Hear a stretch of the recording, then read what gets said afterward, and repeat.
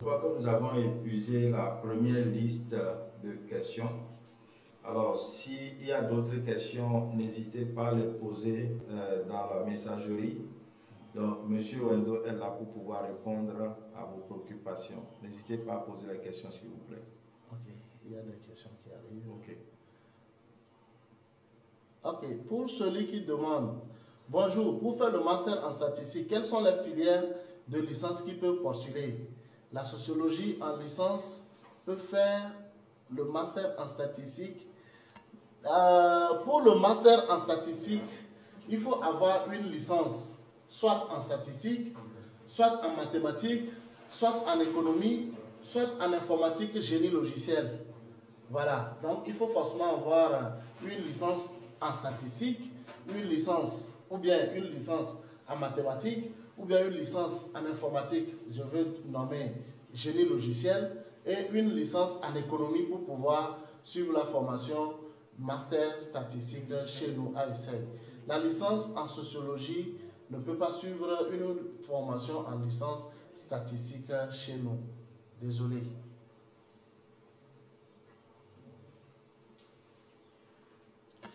Alors, autre question, y a-t-il d'autres enseignants qui enseignent à ESSEC à part les enseignants de l'Université de Lomé et de Kara? Oui. Nous avons d'autres enseignants qui interviennent à ESSEC statistique à part l'Université de Lomé et l'Université de Kara. Nous avons des ingénieurs statisticiens professionnels très chevronnés qui interviennent surtout au niveau de la statistique. Vous savez, nous avons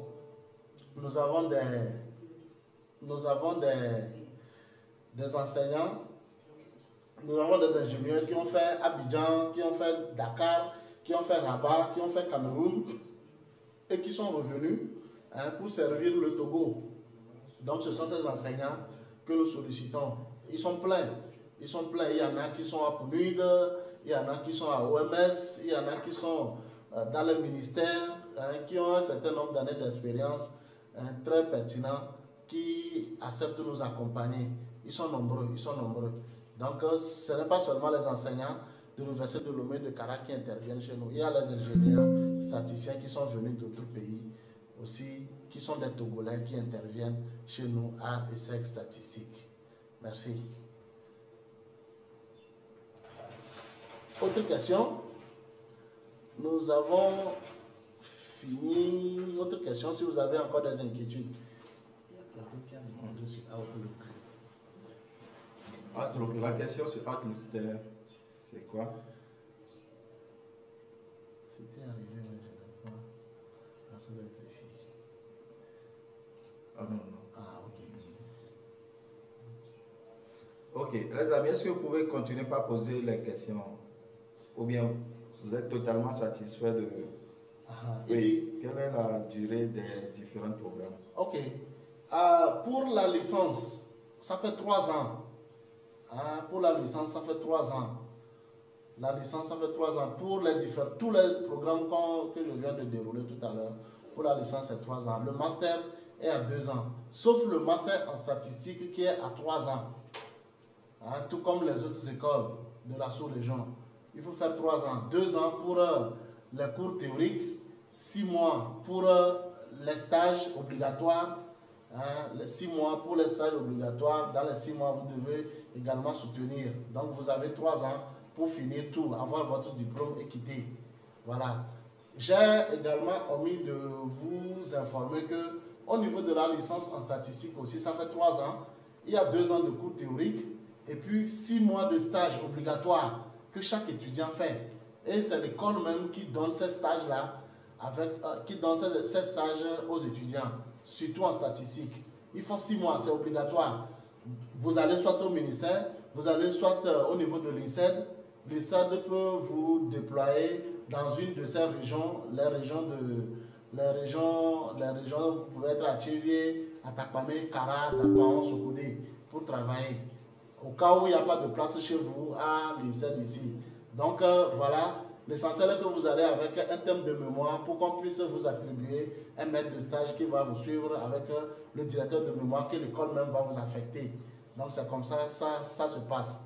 Les stages, il y a quelqu'un qui demande les dates limites pour les candidatures. Nous avons cette première vague qui termine, la date limite, ça termine le 16 août.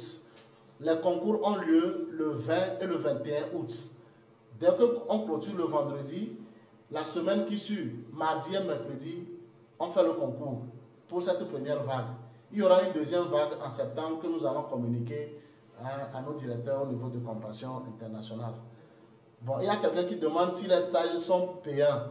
Les stages, je prends par exemple l'ICED. Je prends par exemple l'ICED, la Direction Générale de la Statistique. C'est elle qui donne plus de stages à nos étudiants, surtout ceux qui ont fait la statistique. Et il n'y a pas un budget comme ça spécial pour les stagiaires. Mais vous aurez la chance de faire les missions avec vos maîtres de stage et vous serez payé intégralement comme au même titre que ceux qui sont là dans la boîte et qui travaillent dans les 6 mois. C'est comme ça qu'on accompagne nos étudiants. Donc il y a les primes de mission que vous recevez. Ça peut faire 1 semaine, ça peut faire 2 semaines. Ça dépend de là où on va vous affecter. Parce qu'il y a beaucoup de projets qui sont pilotés là-bas au niveau de la Direction Générale de la Statistique. Je rappelle que c'est votre maison de prédilection. Quand vous allez terminer votre formation chez nous, vous allez forcément passer par la Direction Générale de la Statistique pour vous faire évaluer là-bas et bénéficier de votre stage avant de venir soutenir. Au cas où vous n'allez pas là-bas, vous allez dans les ministères. Nous avons des partenariats avec tous les ministères au Togo. On vous envoie et puis avec une lettre de recommandation de l'école et puis le ministère vous prend et vous travaillez 6 mois. Et pendant ces 6 mois, vous travaillez tout comme tout fonctionnaire qui est au niveau de l'État. Seulement que vous n'avez pas les primes de stage, mais s'il y a des missions à effectuer à l'extérieur du pays ou à l'intérieur du pays, vous êtes payé normalement comme tout fonctionnaire, agent fonctionnaire de l'État. Donc voilà comment ça fonctionne. L'école propose-t-elle des services de mentorat et de conseil pour les étudiants? Oui. Il y a des services de mentorat. Par exemple, vous avez fini votre formation et que vous voulez rédiger votre mémoire. Ce n'est pas vous-même qui allez chercher celui qui va vous diriger pour votre mémoire. Ou alors, si vous-même vous avez déjà un enseignant en vue qui peut vous aider pour le travail, vous venez signaler à l'administration. Et l'administration envoie cet encadreur-là une lettre officielle de l'école qui spécifie que voilà, tel étudiant vous a choisi pour diriger son mémoire. Donc c'est lui qui constitue en quelque sorte votre mentor. C'est lui qui va vous diriger du début jusqu'à la fin. Et pour les licences, on a les docteurs qui les dirigent. Et pour le master, il faut des professeurs, des maîtres de conférences ou bien des professeurs titulaires. Donc voilà comment ça se passe. Maintenant, conseil pour les étudiants. Déjà, l'équipe au niveau de l'administration, nous constituons déjà une équipe de conseil. Surtout moi qui vous parle ici. On en a rencontré beaucoup de cas et je ne vais pas étaler tout ici. On sait comment gérer la situation de chaque étudiant. D'accord? Donc, il n'y a pas d'inquiétude par rapport à cela. Y a-t-il des logements étudiants disponibles dans ce département? Si oui, comment fonctionnent les demandes d'hébergement? C'est un projet qui est actuellement en cours. J'ai toutes les conditions en place pour que... Il y a la sensibilisation. Pour les étudiants étrangers, ceux qui viennent de l'étranger, s'ils en ont besoin, nous avons une liste de démarcheurs qui font ce travail-là pour nous. Donc, si vous êtes intéressé, adressez-vous à Compassion Internationale et puis nous allons vous gérer très rapidement. Ce n'est pas un souci, d'accord? En attendant que notre projet soit effectif, il y a des constructions qui sont en cours, mais on n'a pas encore équipé les logements. Voilà. Quels sont les services et infrastructures offerts aux étudiants? Bibliothèque, centre sportif, laboratoire. Alors, dans ma présentation aujourd'hui, les services qui sont offerts aux étudiants, et je rappelle, nous avons un partenariat avec une clinique qui suit les étudiants. Par exemple, on a un étudiant qui tombe malade, il ne rentre pas directement chez lui à la maison, il va aller à la clinique, nous allons le déposer à la clinique, il va suivre les soins là-bas avant de rentrer à la maison le soir. Centre sportif, il y a les championnats que l'université, le ministère du sport organise, que nous participons chaque année. Nous participons chaque année. Toutes sortes de jeux. les handball, le football, volleyball, comment on appelle ça? Il y a beaucoup de jeux, bref, il y a beaucoup de jeux. Les laboratoires, d'abord quand vous arrivez au niveau de l'école, nous avons une institution qui est dotée d'une bibliothèque numérique. Nous avons une bibliothèque numérique pour vos recherches.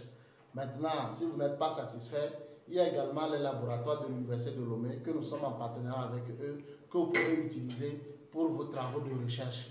Voilà, donc c'est ce que nous avons pour le moment au niveau de ESSEC statistique.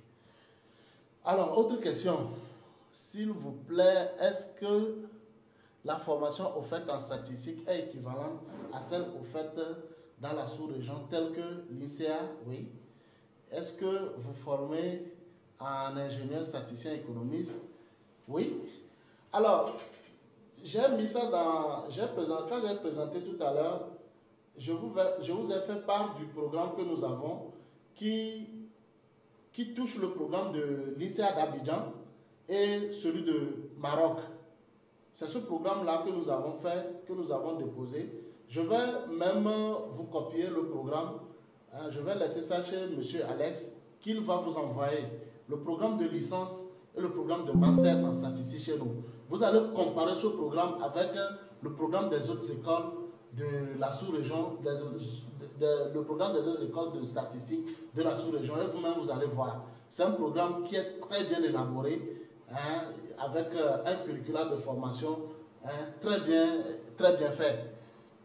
Quand vous prenez par exemple un seul cours, il y a tout, le descriptif du cours, comment l'enseignant va dérouler le cours, le chapitre 1, la section 1, grand A, grand B, petit 1, même jusqu'au petit point, au dernier tiret. Vous aurez tout. C'est un programme qui est très bien détaillé. Donc je vais laisser ça auprès de M. Alès qu'il va partager avec vous. C'est un programme de master et puis un programme de licence et de master qui prend le programme de l'INSEA d'Abidjan et celui de Rabat, Maroc. Autre question. Quels sont les programmes de développement des compétences en leadership ou en entrepreneuriat proposés par l'école? Programme de développement des compétences en leadership ou en entrepreneuriat proposés par l'école. Nous n'avons pas des filières nommément mises en place par ces deux filières dont vous avez demandé tout à l'heure. Seulement que quand vous prenez, vous allez voir quand je vais remettre le programme de cours à M. Alès, quand vous prenez le programme de la statistique, ils font des cours en entrepreneuriat, des cours très intenses en entrepreneuriat. Ils font le cours sur l'entrepreneuriat 1, l'entrepreneuriat 2 jusqu'à l'entrepreneuriat 4 si je ne me trompe pas. Donc il y a des cours spécifiques que vous allez prendre en entrepreneuriat. Mais on n'a pas de filière dénommée entrepreneuriat que vous allez suivre chez nous, ou bien leadership que vous allez suivre chez nous. Il n'y en a pas. Voilà. Alors, autre question. J'aimerais savoir si vos diplômes sont agréés par CAMES. Alors, CAMES, c'est quoi? C'est le Conseil africain et malgache de l'enseignement supérieur. Quand on ouvre une école, on n'est pas accrédité en même temps par le CAMES. Ici, ESSEC statistique est ouverte en 2017. Nous sommes en 2024 aujourd'hui. Ça fait déjà 7 ans. Dans les dispositions de CAMES, il faut sortir un certain nombre de promotions et les évaluer sur le terrain avant d'accorder l'accréditation pour le CAMES. C'est ça, c'est ce que beaucoup de personnes ne savent pas. Tu ne peux pas ouvrir une école 1 an, 2 ans, 3 ans et puis tu vas déposer ton dossier pour que le CAMES t'accrédite pour les filières. Et quand on parle de l'accréditation CAMES, c'est filière par filière. Ce n'est pas l'école qui est accréditée, mais c'est le programme de formation qu'on accrédite. Vous pouvez avoir 25 programmes de formation. Vous arrivez au niveau de l'école, peut-être c'est 2 ou 3 programmes de formation qui sont accrédités par le CAMES. Les autres ne sont pas accrédités. Le CAMES n'accrédite pas l'école, mais l'école accrédite la formation, le programme de formation qui est mis en place. Donc, comme je le disais, notre école est dans le processus. Il faut qu'on sorte, qu'on fasse au moins 10 ans, qu'on sorte au moins 5 promotions avant de pouvoir déposer le dossier pour l'accréditation CAMES. Et je rappelle très bien que tous les enseignants qui sont sur les dossiers de CAMES au niveau de l'Université de Lomé, c'est eux qui interviennent chez nous. Donc, nos dossiers ne souffriront d'aucune insuffisance pour être accrédités par le CAMES. Pour le moment, nous travaillons avec l'agrément du Togo. Nous sommes agréés par l'État, c'est déjà essentiel. Nous avons des étudiants qui ont pris notre programme, qui ont postulé à des projets de Campus France, ils ont été retenus. Même ce 19 août, il y a 3 étudiants en statistique qui vont partir. Il y a une qui va à Lille, une qui va à Advance en France et il y a une autre qui va à Canada pour suivre, pour continuer leur master en statistique. D'abord, il y a une qui est déjà partie le week-end passé. Elle a déjà soutenu aussi, donc elle continue son master également en France. Donc nos diplômes nous suivent, ne souffrent d'aucune restriction à l'international. C'est l'avantage que vous avez. Déjà, quand on prend le programme de formation, on prend les enseignants qui ont donné les cours, c'est des enseignants de haut niveau. C'est des enseignants de haut niveau. Ça fait que déjà, le relevé de notes que vous allez présenter, ça fait foi. C'est ça l'avantage que vous avez chez nous. Quelles sont les accréditations et classements de l'école au niveau national et international? Alors, les accréditations, c'est ce que je viens de parler tout à l'heure. Les accréditations, il y a quelqu'un qui a demandé au niveau de CAMES, je viens d'expliquer ça tout à l'heure, qu'on n'ouvre pas une école en même temps et on donne l'accréditation CAMES. Mais les enseignants que nous disposons à notre niveau nous permettent déjà d'avoir tout ce qu'on peut avoir comme accréditation. La preuve, il y a des étudiants qui ont bénéficié de ces programmes internationaux et qui sont déjà partis. Maintenant, au niveau national, vous tapez, vous allez sur le site de l'enseignement supérieur, vous allez voir le classement que le ministère a fait. Ça date de 2022, si je ne me trompe pas. Parce qu'ils n'ont plus fait de classement depuis 2023, depuis 2022 jusqu'à maintenant. Dans le dernier classement, ça doit être entre 2020 et 2021. Vous allez sur le site, vous allez voir la cote de l'école ESSEC statistique. Tout est là-bas. Bonjour, j'aimerais savoir si en GRH, y a-t-il une filière à part? Je n'ai pas compris. La personne peut reposer la question. La question n'est pas claire. Tu veux savoir s'il y a la filière GRH au niveau de ESSEC statistique? C'est la question. Si ce n'est pas le cas, tu peux reprendre. Voilà.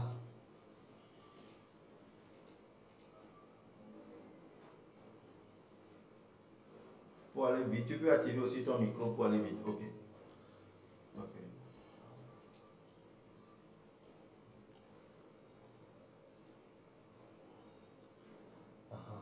C'est une autre question. C'est une autre question.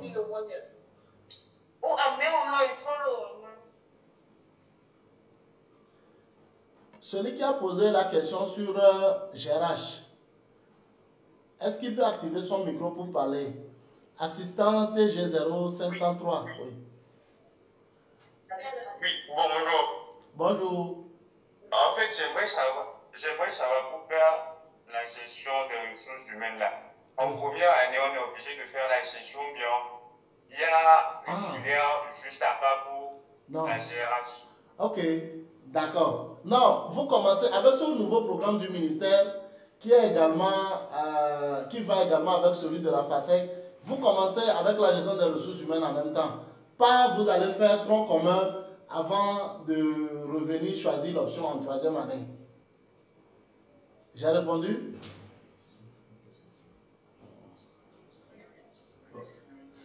C'est bon? Ah, merci beaucoup. Il y a un programme bien détaillé pour la gestion des ressources humaines. Voilà. Depuis la première année jusqu'en licence. D'accord. Ok. D'accord. Ok. Merci. Non. Quel est le taux de satisfaction des étudiants concernant la qualité de l'enseignement et des services? Quelles sont les méthodes d'évaluation des étudiants? Ah, super. Quels sont les avantages d'étudier dans cette école par rapport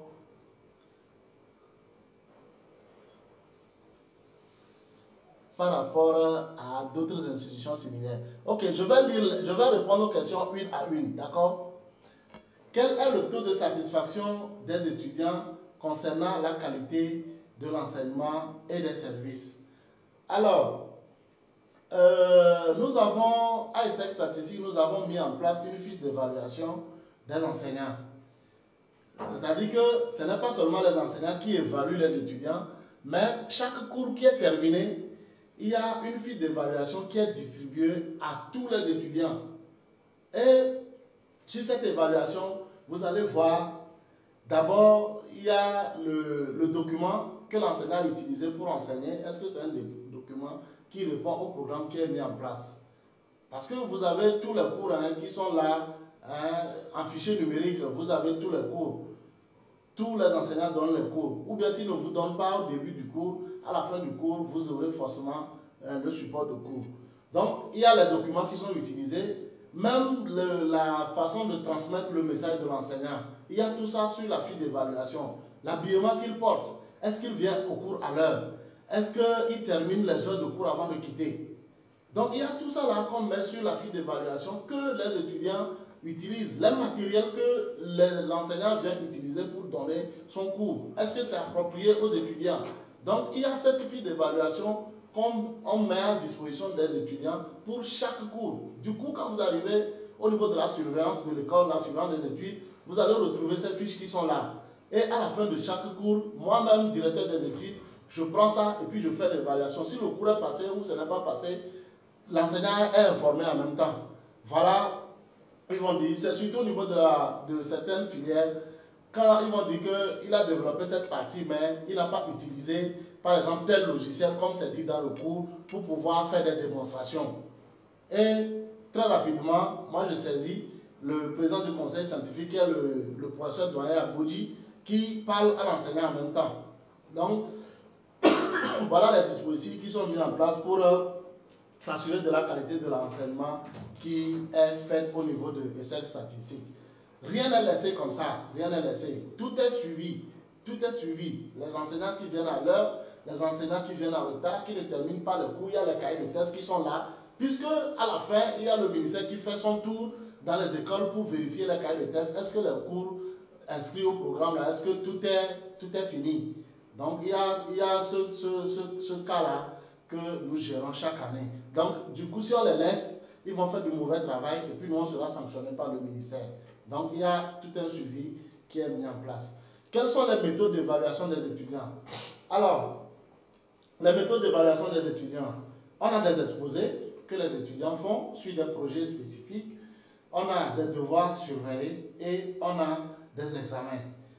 Donc, voilà, il y a le devoir de classe qui prend 40% et les examens qui prennent 60%. Et à la fin, vous avez la moyenne annuelle. Seulement qu'au niveau de la statistique, il faut avoir 12 de moyenne pour réussir, pour faire la deuxième année. 12 de moyenne, c'est-à-dire que dans chaque unité d'enseignement, quand je prends par exemple optimisation et convexité, c'est une matière, c'est un module, vous devez valider ça avec 12 de moyenne. Quand je prends programmation linéaire, vous allez valider ça avec 12 de moyenne. Quand je prends recherche opérationnelle, vous allez valider ça avec 12 de moyenne. Quand je prends sondage, 12 de moyenne. C'est des exemples que je vous donne.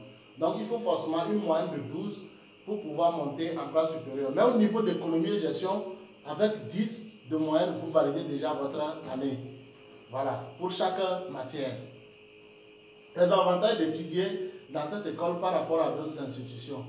Comme avantage, je vous ai parlé tout à l'heure d'abord du corps enseignant que nous disposons par rapport aux autres écoles. Ce n'est pas toutes les écoles qui ont pu mobiliser ce corps enseignant-là qui interviennent chez nous. C'est ça l'avantage que vous avez. Et jusqu'à quelqu'un allait me demander même, est-ce que c'est seulement les enseignants de l'université de Kara et de Lomé seulement qui interviennent chez nous? J'ai dit non.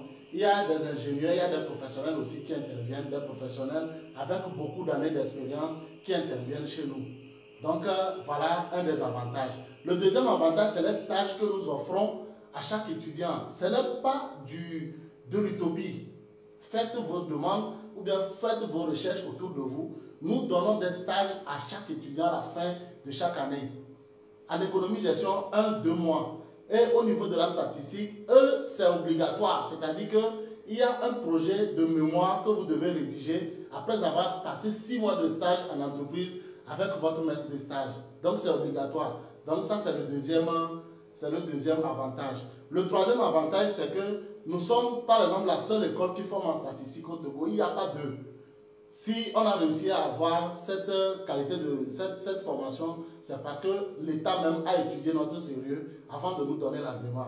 Ce n'est pas que les autres écoles ne cherchent pas, ils cherchent, mais on ne donne pas. Parce qu'ils ont vu le programme que nous avons mis en place. Je vais laisser ce programme-là même avec le directeur, M. Alex, qui va partager avec vous. Voilà. Quels sont les retours des anciens élèves sur leur expérience à l'école et leur carrière post-diplôme? Alors, le retour des écoles, le retour des anciens étudiants. D'abord, il y a les entreprises dans lesquelles nous avons placé nos étudiants qui nous font ce retour. Il y a surtout les entreprises qui nous font ce retour. D'accord? On a un bon retour. C'est difficile que quelqu'un quitte ESSEC statistique, un étudiant par exemple qui quitte ESSEC statistique, qui va faire son stage et qui va aller embêter par exemple le chef d'entreprise qu'il a recruté pour faire son stage. C'est des étudiants qui sont disciplinés, c'est des étudiants qui sont assidus, c'est des étudiants qui sont réguliers. Il n'y a pas de désordre. Il n'y a pas de désordre. Donc le retour que nous avons, c'est ça. Maintenant, par rapport au programme de formation, quand on avait sorti notre première et deuxième promotion en statistique, ils ont parlé du fait que on n'a pas, de par le passé, on n'avait pas mis en place les matériels pratiques pour pouvoir suivre la formation.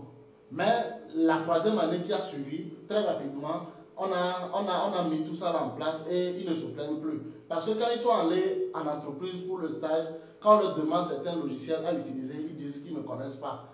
Donc ça a été un mauvais retour qu'on a eu, mais maintenant c'est corrigé. L'autre fois, j'ai même eu le retour de Togocom qui a tellement félicité un de nos étudiants qui a soutenu la fois passée, qui a eu 18 de moyenne, qui dit qu'entre lui, chef, et son stagiaire, qu'il n'y a pas de différence en tant que tel, que c'est une bonne formation que nous donnons aux étudiants. Et il était très très apprécié.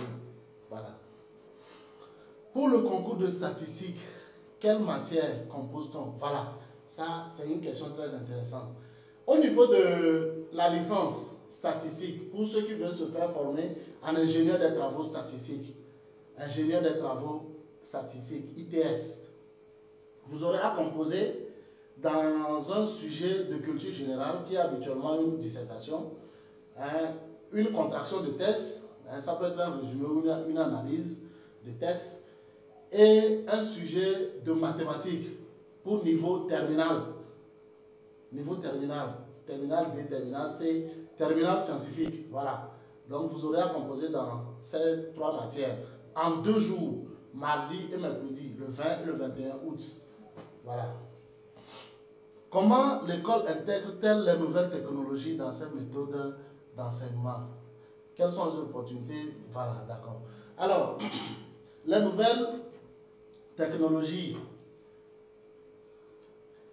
Alors, parlant des nouvelles technologies, d'abord, il y a les cours qui sont actualisés chez les enseignants chaque année. Parce que nous avons les supports de cours que nous demandons à chaque enseignant.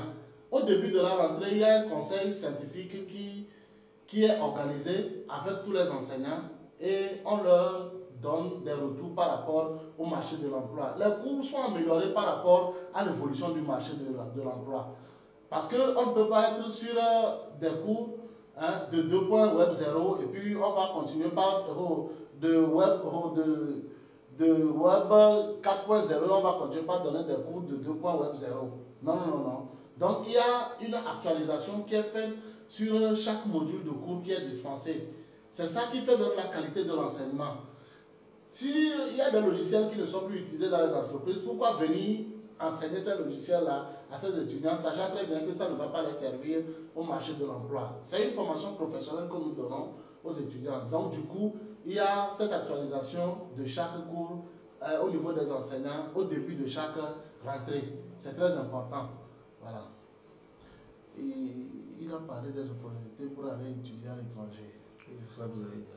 Oui, j'ai déjà répondu. Les opportunités pour aller travailler à l'étranger, non, pour aller continuer à l'étranger. Je crois que j'ai déjà parlé de ça. Il y a beaucoup de nos étudiants qui ont bénéficié au programme de Campus France. Quand ils vont, ils ne reviennent plus. C'est ça. Donc, si je comprends bien vos explications sur le système de passage année supérieure, je crois que vous n'utilisez pas le système des unités d'enseignement LMD, mais non. C'est le LMD qui est utilisé partout. Tout à l'heure, quand j'essayais d'expliquer les notes qu'il faut avoir pour les modules en statistique, j'ai dit qu'il faut avoir 12 de moyenne dans chaque unité d'enseignement au niveau de la statistique. Et au niveau de l'économie-gestion, il faut avoir 10 de moyenne. Il faut avoir 10 de moyenne. Par exemple, 10 en économie générale, 10 en économie, en microéconomie, 10 en macroéconomie. Il faut avoir 10 de moyenne pour toutes les unités d'enseignement. Il n'y a pas de système de compensation où il faut avoir 12 et avoir 8 quelque part pour pouvoir faire la moyenne et réussir. Donc, c'est le LMD qui est appliqué. Si vous terminez l'année et que vous ne validez pas toutes les matières avec 10 de moyenne, il y a une session de rattrapage que nous organisons chaque année. Chaque année, nous organisons une session de rattrapage avant de débuter la nouvelle année. Et souvent, c'est vers septembre que nous organisons cette session de rattrapage.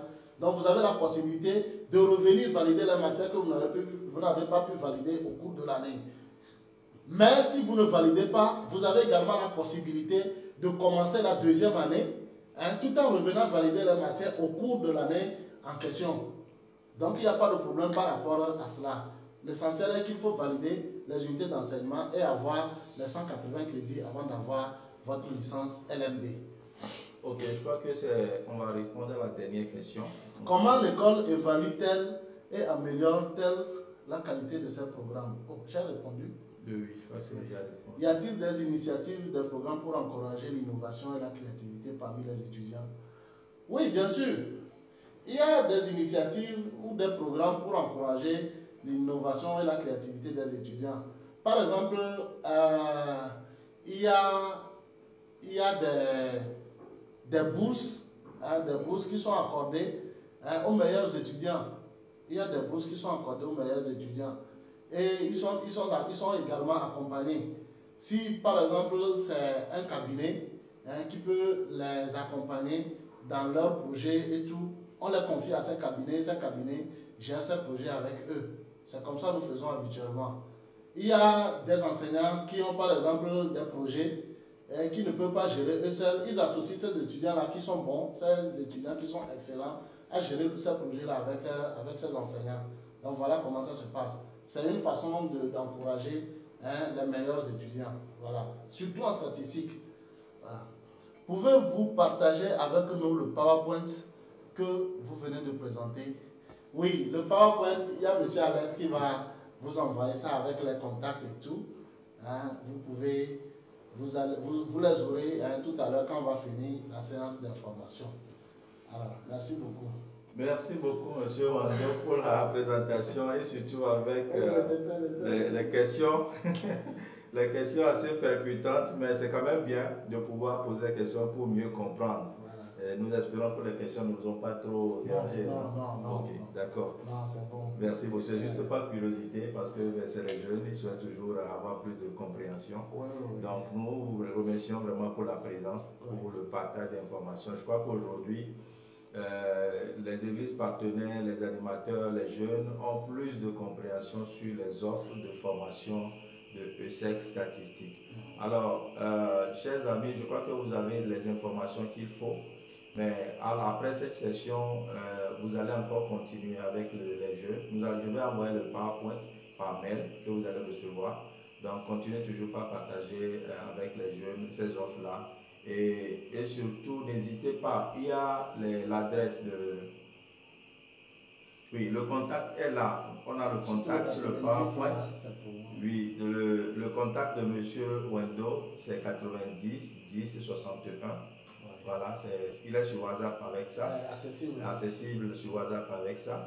Nous avons l'email aussi. Il y a aussi le site esec togo.com.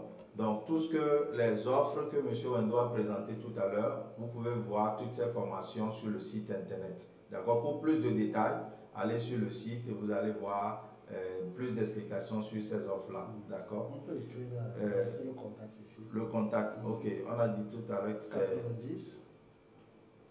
Ok, on va vous envoyer le contact 90 10 10 encore. Ok, 10 61. 61. Il faut mettre le deuxième aussi. Ok. 99. C'est la même chose. 10 61 aussi. J'ai les deux numéros. Ok, c'est sur WhatsApp aussi. D'accord. Donc vous avez le numéro de M. Wendo, le directeur des études. Au cas où vous voulez comprendre encore un point qui n'a pas trop détaillé ici, n'hésitez pas à l'écrire sur WhatsApp ou à l'appeler. Donc vous avez tout le temps pour pouvoir discuter encore sur ces différentes offres au sein des projets avec les jeunes pour qu'ils comprennent et qu'ils fassent un bon choix. Et donc je crois qu'il a parlé aussi des critères sur les notes, oui. surtout ceux qui veulent faire les statistiques. Oui. Voilà, donc il faut qu'ils aient des notes dans les matières scientifiques. Voilà, donc il faut prendre en compte tous ces éléments-là, ceux qui veulent faire la gestion aussi, les conditions qu'il faut. Peut-être vous allez rappeler encore votre emplacement. Je crois que EGEC c'est à... Voilà, nous sommes situés sur le pavé de Torchi Campus Nord. C'est-à-dire quand vous arrivez au niveau de Adebayor, le feu d'Adebayor, vous prenez le pavé de Torchi Campus Nord qui mène vers, comment on appelle ça, l'école de Cours Lumière. Voilà, vous allez voir notre enseigne sur le trottoir. On a écrit ESSEC statistique, juste à 100 mètres de l'école à Balépé de groupe C. Et puis vous êtes au beau milieu là-bas, appelez-moi seulement. Ok, d'accord. Ceux qui veulent aussi connaître l'école, vous pouvez faire le déplacement, surtout pour les projets qui sont à Lomé. Vous pouvez faire le déplacement pour aller visiter l'école et aussi discuter avec les responsables. Donc ils vont vous recevoir et aller en détail avec vous. D'accord? Alors, je crois que nous sommes arrivés à la fin de cette première session de partage des informations sur les offres de formation des écoles partenaires. Merci d'être resté avec nous. Nous avons dépassé un peu le temps, toutes nos excuses. La prochaine, en fait, on avait eu un petit souci technique, ce qui fait qu'on a eu ce petit retard. Donc, je crois qu'on va nous allons nous améliorer pour la prochaine fois. Alors, avant de quitter, nous disons un grand merci à M. Merci beaucoup à vous, M. Alex. Voilà, pour toutes les informations très utiles. Et nous croyons que ça va beaucoup servir nos églises dans le choix ou bien dans l'orientation avec les bacheliers. C'est toujours de bons choix. Merci. Pour ne pas rater votre formation. Les filières sont là. Bientôt, nous allons ouvrir l'actuariat aussi. Il y a la statistique, il y a l'actuariat, l'intelligence artificielle. Ce sont les filières-là qui donnent assez d'opportunités aujourd'hui. Il ne faut pas laisser tomber ces opportunités. La statistique surtout, c'est très important. Merci beaucoup, M. Wendo. Mais avant de nous quitter, je voudrais rappeler rapidement à nos amis que nous allons clôturer le lien de Némi Éducation aujourd'hui. À 17h pile, le lien sera clôturé. Donc, les jeunes qui sont encore en retard ou bien qui hésitent, il faut discuter, travailler avec eux pour pouvoir soumettre tous les dossiers avant 17h. Parce qu'après 17h, le lien, on ne pourra plus l'ouvrir. Ça serait définitivement fait. Parce que nous allons procéder à l'étape de présélection et à l'étape d'interview la semaine prochaine. Donc, je vous encourage vraiment à travailler avec les jeunes pour pouvoir soumettre les documents avant 17h. Autre chose, comme je l'ai dit déjà ce matin, cette série de séances commence aujourd'hui et va finir autour du 15 septembre.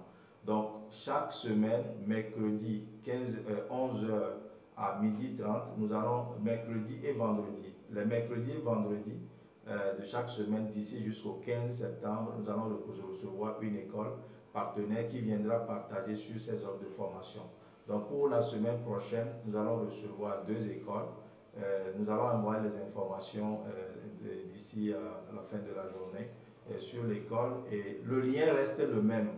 Le lien Zoom qu'on vous a envoyé, c'est le même lien. Donc pour toutes les sessions, d'ici jusqu'au 15 septembre, c'est le même lien Zoom que vous allez utiliser. Donc gardez ce lien et puis à chaque fois, informez les jeunes.